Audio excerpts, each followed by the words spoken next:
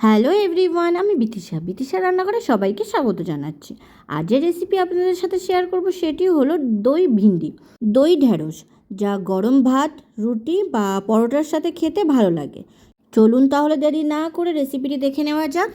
তার জন্য প্রথমে ঢ্যাঁড়সগুলো ভালোভাবে ধুয়ে নেব, তারপর ঢ্যাঁড়সগুলো কেটে নেব।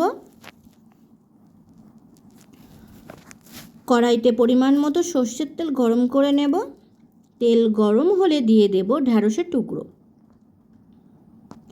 ঢ্যাঁড়সগুলো ভেজে নেব।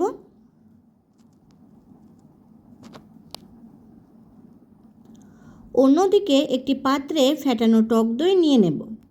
তাতে দিয়ে দেব জিরে গুঁড়ো, ধনে গুঁড়ো, মরিচ গুঁড়ো, শুকনো লঙ্কার গুঁড়ো, হলুদ গুঁড়ো ও পরিমাণ মতো লবণ। সব গুঁড়ো মশলা ভালোভাবে দইয়ের সাথে মিশিয়ে নেব। দইয়ের সাথে মশলা ভালোভাবে মেশানো হয়ে গেছে। ঢ্যাঁড়স অনেকটাই নরম হয়ে এসেছে। দিয়ে দেব পরিমাণ মতো লবণ ও পরিমাণ মতো হলুদ। লবণ হলুদ ভালোভাবে ঢ্যাঁড়সের সাথে মিশিয়ে নেব। আরও 3 থেকে 4 মিনিট ভেজে নেব।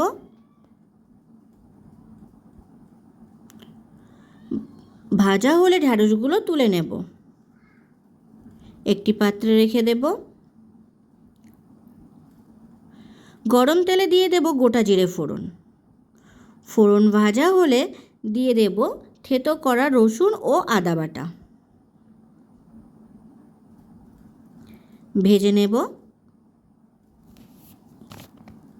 আদা রসুনের কাঁচা গন্ধ চলে গেলে দিয়ে দেব পেঁয়াজ কুচি, আর দেব 4-5টা চেরা কাঁচা লঙ্কা। কিছু সময় ভেজে নেব।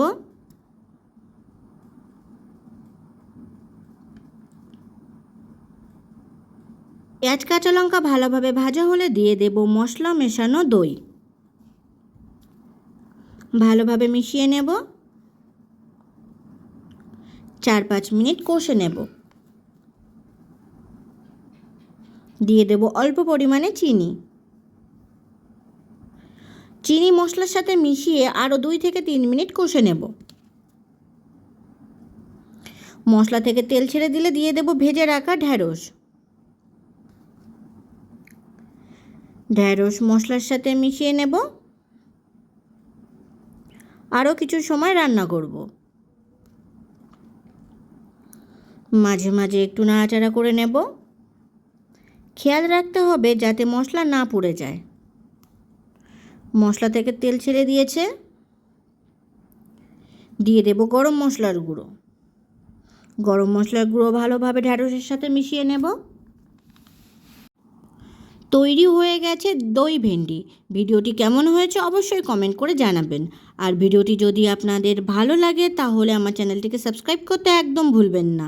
ধন্যবাদ।